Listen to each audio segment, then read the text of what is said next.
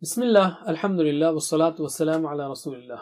Assalamu alaikum. Learn Tajweed the easy way 3-minute series, lesson 42b, in which we will practice Surah An-Nasr with Qari Shaykh Al-Hudhayfi.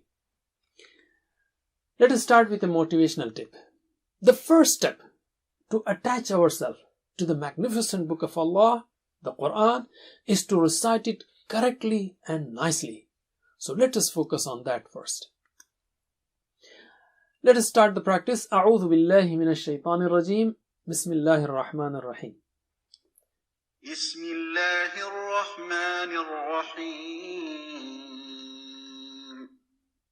إذا جاء نصر الله والفتح.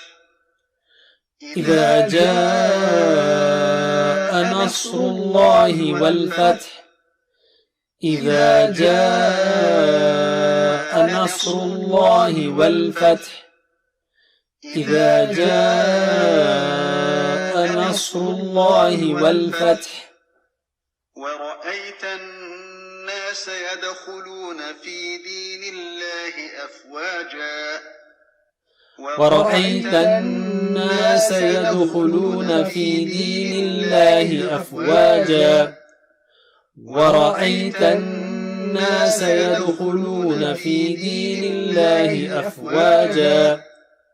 ورأيت الناس يدخلون في دين الله أفواجا.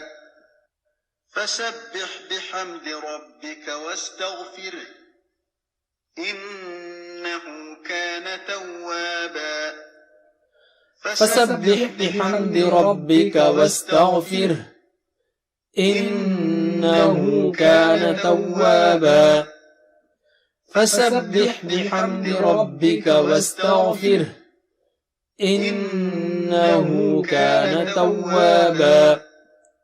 فسبح بحمد ربك واستغفره إنه كان توابا. That's it. جزاكم الله خير والسلام عليكم.